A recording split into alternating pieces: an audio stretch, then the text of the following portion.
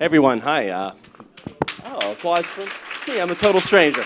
My name is Anthony Breznican. I'm a writer for Entertainment Weekly. I am a diehard Boardwalk Empire fan, so I was so thrilled to be invited to kind of moderate the Q&A today with a guy you will definitely recognize, even though you're probably used to only seeing half his face, Mr. Jack Huston.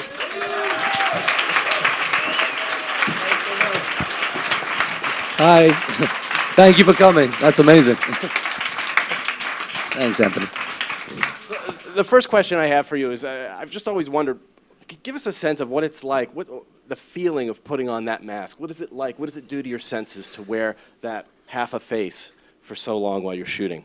Well, initially, like the first mask, well, when I auditioned for the part, I was doing it without a mask. I just put some cotton wool in my mouth and did this sort of strange voice and, like, thank God got the part. And then the mask came along. And initially, it was the first season was a completely different mask, and it was quite a thick, sort of very difficult thing to wear. They have to put a lot of tape and stuff on it. But now they've got it, and they've fine-tuned the mask, and it's very nice. It sort of just slips on there, and it's very easy. Very Phantom of the Opera. It's very. But I was saying it does do something. It's amazing, like how something like that completely alters your way of being, or how you are, or the way you hold yourself, or the way you look at things. Because take away an eye, your other eye works twice as hard, and your peripheral suddenly expands, and things become so much more, like you're so much more clearer, and your senses are suddenly much clearer, and it's it helps, to be honest, like for a character like this, because something like the disfigurement and the mask on there, you know it's there. You can't not know it's there, so it helps with it. So I love it. What else do you do physically? You said during the audition that you had cotton wads in your mouth. He's constantly talking out of one side of his mouth because part of his jaw is taken away on the other side. What are you doing with your mouth? Do you have anything in there? I do. I always keep like gauze in it because it pulls the lip up, and it's kind of uncomfortable. So it makes you sort of do something, because when you see me without the mask, I'm actually missing that part of my face. So I put it in there to sort of give myself the sensation of that part of your face not being there. It just adds to it, and it's very hard because by this you can't, like, it sounds horrible to say it, but like your mouth gets very dry, and you have to clear your voice a lot and stuff. So it sort of it adds to it. I think it sort of gives you the sensation. That little click. That's why you get your voice. cocks and. What's it like when you take it off at the end of the day, or are you constantly taking it on and off throughout the shoot to kind of recalibrate your eyeballs? I take it on and off. There's periods where, like, you sit around, and I'm like, because we do have to put it on, like stick it on and stuff like that. It has to stay solid. But I am in summer in New York when it's 100 degrees. And they're shooting winter scenes where you're wearing a three-piece suit and a jacket and a hat. And then I put the mask on. Then I'm like, oh, please, God, take this mask off. I'm getting a sauna on half my face, so it's good. And what's it like when you have it off for scenes where those rare scenes where we actually see Richard Harrow's face? What do they put? Do they put some sort of a blue mask on? They because don't. Some of that is it's amazing how they do it. It's total special effects. They're incredible, the guys who do it. And they just put dots on the face. And then I went into a studio, and with a camera in front of me, they basically turn you like a centimeter, and they make you do every type of facial expression and move your head above, below, so they get every type, like a full round like view of your face. And then they can like sculpt that when your mask is off, when I'm speaking, they can actually make the scars and stuff move as if it was that part of my face was missing. It's amazing. It blows my mind. So no prosthetics apart from the... well, there's two. I have a prosthetic here and a prosthetic up here. And I had one on my neck, but that's been healing, apparently.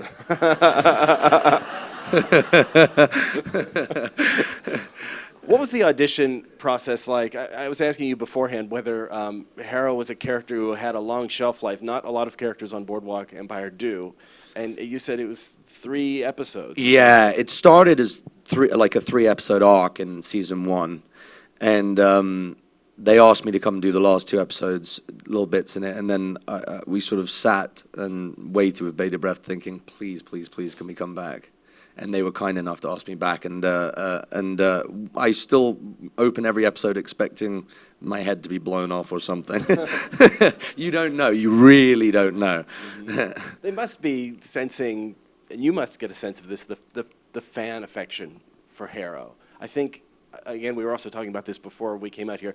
He seems to me to be one of the few characters on the show who's not a sociopath. He has a code. He's certainly hardened, but he is he has an affection for the innocent.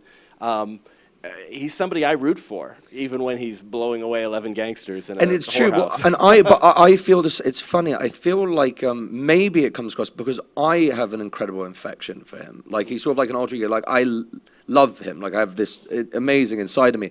And I think if you play it with love in a certain way, and I sort of even his choices, I find it hard to fault him. I don't know why, because mass killing, sure. But there's something about. And a lot comes down to the wonderful writing and how it's developed through like the years of doing it. It becomes so close to your heart that I have so much affection for him because I actually love him as a person. Like I think he's actually a good, morally standing, like a good human being at heart. Someone who's been led astray in many ways and does what he does best, which some people, cut hair. Some people, I don't know, but like he kills people. That's what he does. It's like he's just good at it. It's kind of hard to and But there's a nobility to him. There's a nobility because it's also started like he wasn't like a killer before the war. The war turned him into this sniper, and also it took away his life, and he was left with very few options, and he lived sort of as a recluse in this, bedroom, and he was given a second life, and the only thing he can do at this point is kill, and it's hard. It can be forever discussed, whether he is a sociopath or not, but. It will be interesting. The 4th season. Keep watching. Interesting stuff. Some of my favorite scenes with him. Not just you get the bravado of this episode where he'd been kind of restrained for a lot of season 3. You didn't see him killing a lot of people. He wasn't sort of a death machine. And then at the end, he's this force of nature, blasting his way through that house. But some of my favorite scenes of him are when he's flustered. I mean, you have tremendously funny scenes as him. When he wakes up from the dream, and the little girl, I think this was the 1st season, sees him without his face because he took it off for comfort while he slept, and she sees this sort of half a skeleton face and starts crying. I mean, there's something so sad about him trying to hide his face, but kind of funny in a way too, and there's a mix of like emotions. Like I guess just because he's such a badass. That was one of the less funny moments I thought, but I like that. No, it's good. It's interesting. Just because he's such a badass that he's trying to like. Yeah, I know you mean, but I thought that was very. That's again, it's like those things, those moments of like it's. He has a good, like, he understands these things, and he also sees himself. It's like that, it's almost like the monster in Frankenstein, I mean, like, it's like they're trying to, like, they want to be, like, that's why the monster Frankenstein with the blind man who treats him normally. Every time people see Richard Harrow, they see the disfigurement, they see the mask, so he knows this. It's not like he's not aware of it. He's incredibly aware of himself, incredibly aware of how he is, how he speaks, how he talks, and he had a normal life before all this. So you've got to think how jarring for a human to come back and sort of be integrated into society after going and fighting for your country and being completely like not accepted and looked at as a monster, as a freak, and and that's why it's his relationship with Jimmy was so great, because Jimmy's his wounds. Well, of course, he had the leg, but were internal as well, and people don't know what it was like over there. And he saw past the mask, and they were just great for. And that's it was I thought just such a beautiful friendship, a beautiful relationship that they crafted, those guys, and it was so sad. He didn't losing him. He didn't pity Richard. He didn't at all. He loved it, like, and it was an utter trust, but not like sort of like it wasn't like almost at the end of the 2nd season, that bit where he's like, I could take care of all of this for you. When he knows Jimmy's going to his death. And Jimmy, it's his choice. So it's like there's also the respect. It was like the soldier's code. Mm-hmm. It's like he chose this, and I couldn't stop him because that was his choice. And that's a nice thing. He will always have a code in a certain way, which I think I have a lot of respect for. It's an interesting one. Which is why he, I hope I'm not spoiling anything. You've all seen the entire third season? Yeah? Yeah, okay. Good. Where he kills, Okay, we'll say very little. He kills Manny Horvitz because he killed Angela, Jimmy's wife, and Nucky is concerned, like, am I next in this guy's sights? And you have a great line. I think it's something like, well, Jimmy was a soldier. Jimmy was a soldier. It's absolutely true. And that was the funniest when Manny Horvitz died. Everyone turned to me and was like, why did you kill him? He was so nice. And I was like, no one remembered the end of the last season, obviously. Right. That was funny. I was like, seriously? Because he had that nice scene with his wife. I know. I loved her. She was not loved her, but she was great. So he had it coming. He did have it coming.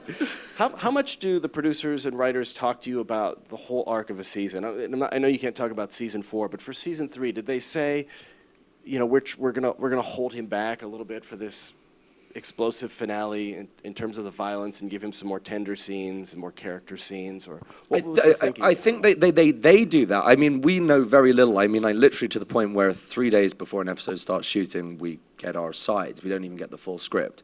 If you want to read the script, you have to go to the table read. So a lot of the time watching this stuff, I have, when I'm watching the season, sometimes I have no idea what's going on. So I'm watching it as a viewer for the first time, like, oh, that's what happened with that character. Like, you really don't know. But I think that's really great sometimes getting your scenes because, generally in life, we don't know everything that's going on. So, you don't play a certain emotion or you don't play something, or if you know something ahead of time that this is going, you can naturally, as an actor, your tendency is sometimes to play a certain way or play a certain emotion. And it completely eliminates that. And it means the scenes you're given, you play the scene rather than the future of the scene, if that makes sense. Do they talk much about the philosophy of this character and what he symbolizes for this show? Because this is a show in which everybody's wearing a mask of some sort. They're putting on a front. Yep. Nucky is this public figure. At the end of this scene, he's sort of greeted as a celebrity and kind of recoils from that. And your character literally wears a mask. And when he takes it off, I mean, he's this vision of death. He looks like the Grim Reaper. Yeah. And he kind of is the Grim Reaper. Have they talked about that with you, or is that just left it's to the actor to consider, or for the fans to consider? It was so fun when I came into this role. It's so weird. Like, sometimes you come across a role and like, you've done some things you can just say, God, that was bad, and sometimes you can be that. But there was something that just fitted so perfectly. Like, when I went in for the meeting, and the writers, they're so good that they write for you, for the character, and you have utter trust in them. Like, you really do.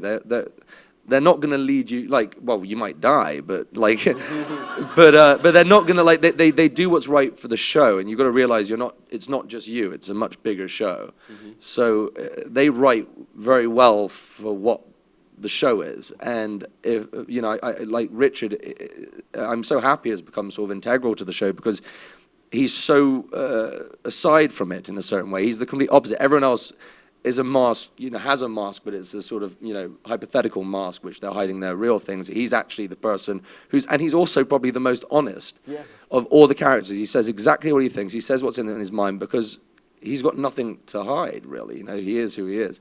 And it's sort of the antithesis of many people in the show. So it's kind of, and it's great. And at the same time, like a ruthless killer. Mm-hmm. Which is fun. One of my favorite scenes was at the end of that episode we talked about where the girl sees you without the mask on, and there's this sort of reconciliation where they're reading, I think it's The Wizard of Oz, right? Yeah. Because she starts to see him as the Tin Woodsman. The Tin Man, yeah. I think that's one of the most beautiful scenes you've had in this series. Is there a particular scene that you love or that you have just a lot of affection for? That was a good one. It's nice because it's funny because now you see he's very good with kids, apparently. He is.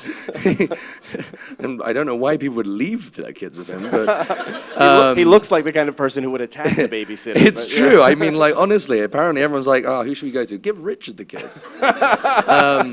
No, it's funny. It's good.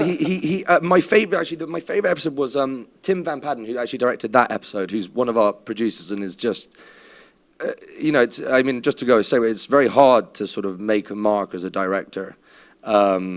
in a television show because there's already a formula or a format, like the way they have to follow it, you know, like, but he does something amazing, which you can see a Tim Van Patten episode. If you really look at it, he makes amazingly bold choices, and he's so good. And I did the episode, I think it was episode 5 or 7, when I went to the woods to commit suicide. Mm-hmm. And that was 3 days in the woods, and I was in a dark place because, you know, going and putting a gun in your mouth and, like, you know, like about to kill yourself, you're going to go places. And he was so great, and the experience was so profound because it takes you to such an amazing, I mean, you question everything, and that had such it sticks with me so well because I've never really lived something quite so vividly, almost like, you know, what's happening in a character. And I was very isolated because we stayed up there in the woods, and that episode was great because it when I come back from the woods and I say to Jimmy, would you fight for me, it's like everything. That was like, that line was everything, and it was, you know, it meant a lot. That was a big episode for me. I love that episode. Yeah. And when you're when you're playing a character like that, you said that scene where he's planning to commit suicide and he doesn't. I really thought that was the end of the character coming. Did he have that? Did he have an ending? As you said, he was only supposed to be on for a short period, and they kind of extended his run now indefinitely. Was there an ending for the character that got changed? Or? No, there were 3 episodes. That's what initially, when we got it, it was just written as like it's a 3-episode arc. That, you know, and that's the cool thing about this. I think that's most, like, a lot of people in the last season stuff as well. Like, characters come on, and if they work, great, we'll keep it going. And yeah, you don't really know, but I guess that's the fun of it. So it wasn't like they spared him from. No, he wasn't meant to die or anything. I think it was just that's what they sort of said. If the character works, great, we can probably keep it going for a bit longer. If it doesn't work, we've probably got a good way to kill him. And make it exciting for the audience. Man, it's been a dream, this job, really has. It was a phenomenon that I wasn't really familiar with. I think he's kind of a rarity even in these times because a man who had those kinds of injuries in the war probably wouldn't have survived. So he wouldn't have to deal with life with these sort of grievous wounds. Were there a lot of people like him that we maybe just have forgotten about that really existed? It's Howard Corder, who wrote the first episode I came into, who's one of our producers as well, he's such a good writer, man. He did this study, and there was this woman who I believe was in Boston who made these tin masks for veterans who'd come back with severe disfigurements to the face, or like if they were missing a nose or an ear or a part of their face. And it was literally this one woman who like would just make these beautiful masks for their faces and paint them. Mm-hmm. And Howard found this out and said, wouldn't this make a great character? This guy went and had one of these masks made. Mm-hmm. And that's where it stemmed from. And it was a stroke of genius on his part, just like, because it's so outside the box on something like this, like to just say, let's put a guy in a tin mask. It's strange, but he wrote it such a way that it didn't say that something was wrong with his throat, but he put periods in very strange places. So it would be like, my name, period, is period, Richard Harrow, period, and just do it like that. So from that, I took a bit of the artistic license to give him this throat, because he could have had a tracheotomy or something like that. So I gave him the throat scar, and that's where the nice thing, like when I do a part, I always think you find something that person has. That's the only thing that person has. And of course, with him, it was the voice. And I started playing with the voice, and everything came from that. So that was. Did you have the voice in the audition? You said you did. You put the cotton. Yeah, no, I did. I had the voice in the audition. So that was from the beginning on. He didn't change very much. Yeah, no, it was good. I told the story, but I was testing different voices on my brother, and that was the one that scared him the most. So I thought I should stick with it. There's no shortage of soldiers who come back from war today with terrible wounds. Yeah. And I wondered, have you ever had any encounter with somebody who might have a similar kind of injury and maybe feels a connection to this character? Hopefully doesn't go down the road he does, but I mean, it's funny. My grandfather, John Huston, who one knows as a director, he actually directed a wonderful 2 documentaries.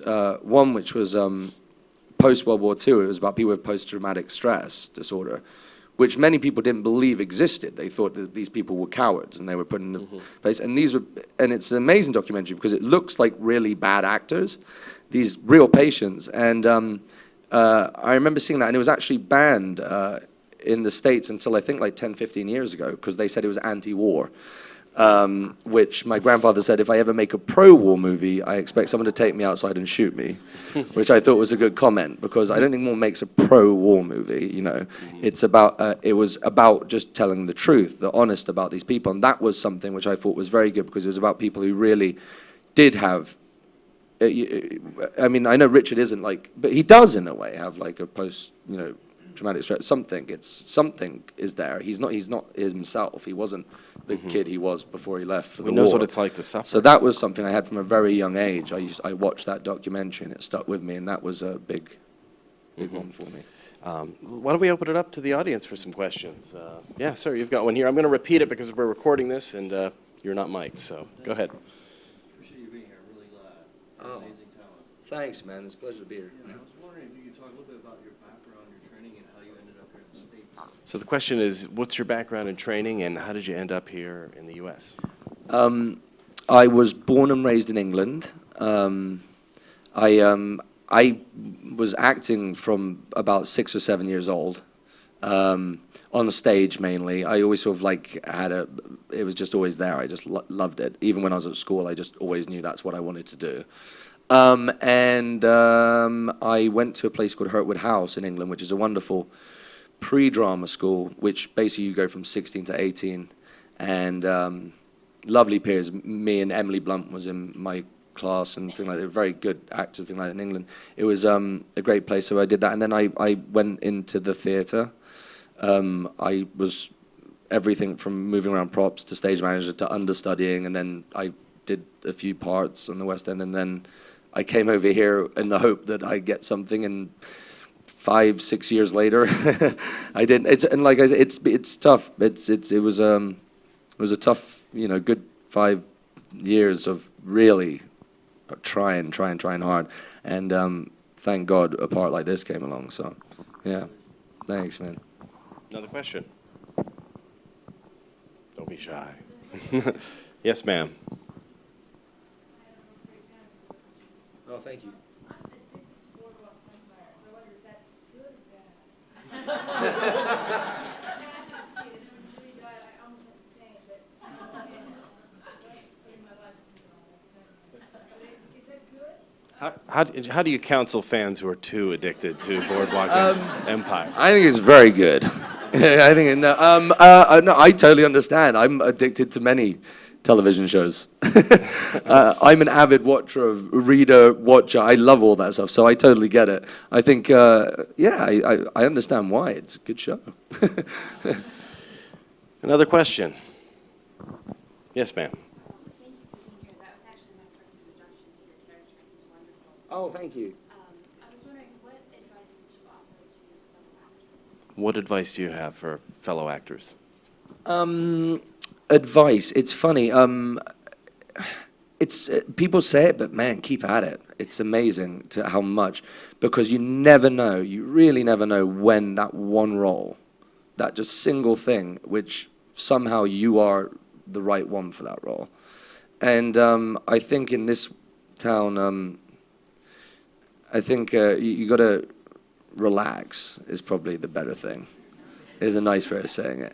I think I started and I sort of wanted everything. And you come here with these big eyes and you sort of want to take, like, oh, that role. And then you realize actually in life you're not ready, you're not right for every role. It's particular things that maybe you can do something that no one else can do.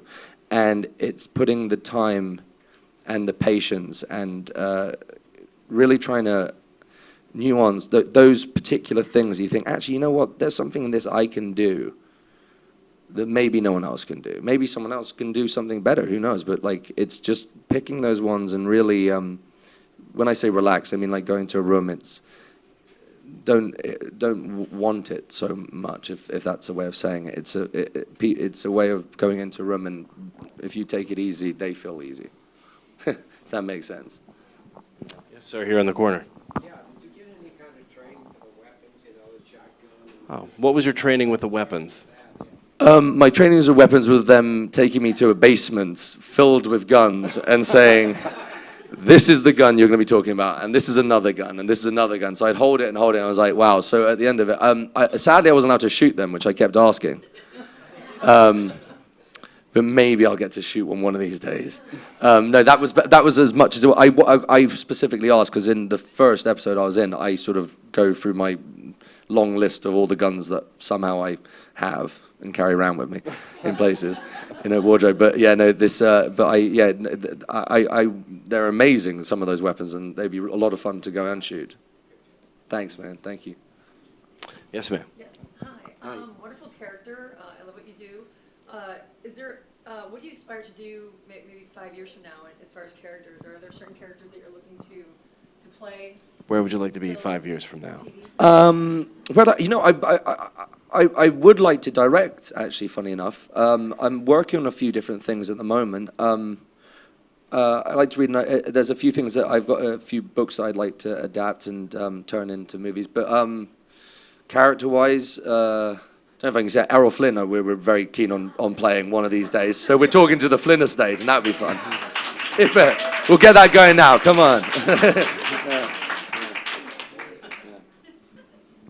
So another question? Yes, sir.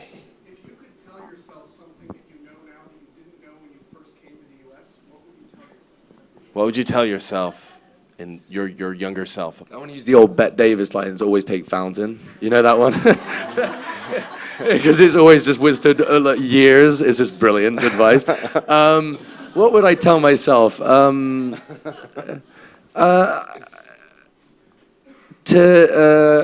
Good friends. Just it's like good people. Surround yourself with good people. Just good people. Like, don't put up with anything other than that, you know? Like, people who you love, and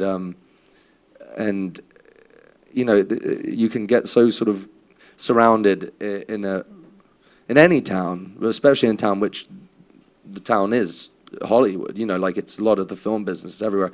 It's people who are going to be honest with you and are going to set you straight, and aren't going to bullshit you, basically, you know, like those people who just be around good people. I don't know if that, because that works all round in acting and everything, you know what I mean? It's just honesty. It's like, just if you surround yourself with good people, good things come back, and be a good person. That's the most important thing, you know?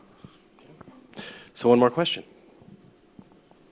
Yes, sir. I'm curious, are you originally from the West Country by any chance? I sound like it. I think it's a weird, tainted Cornish accent now. It's actually funny. I have a very English accent, but I think being in America for almost 10 years now, I roll my R's and stuff like that, which makes me sound like I grew up on a farm in Cornwall. So the last thing I want to ask you is that you have a very beautiful scene in this finale episode where you have to give the boy back after protecting him for so long. And I wondered if you could just describe for us what that day was like and what your process was getting into that mindset. Yeah, that was a really rough day for me, because actually that very last scene when I passed Tommy back, or I give Tommy over, my dog died that day, and it was like an awful one. And this is my dog I love more than anything else. It sounds awful, I know, but he was like 9.5 years old, and he had like some cancer for a long time. But it was, of all the days, it's amazing how it works out. It's the day when I'm giving up the kid, like almost saying, I can't help you anymore, this isn't good, I'm not good for you, and that happened. So that was like one of the rougher days on the set, and I was just in tears every time. I was doing the scene, and Tim Van Patten, who was of course it's Tim again, was like, you gotta pull it back, man. You're going, you gotta pull it back. Your Richard Harrow is just not so right now. You're just, no more crying, man. so that was pretty funny, but yeah, he got me through it, thank God. Anyway, I want to thank you so much, Jack Huston, for being thanks here. so much. Thank you, guys. Thank Great you question. so much for coming out. Thank you. Thanks, man. What a sweetheart. Thank you.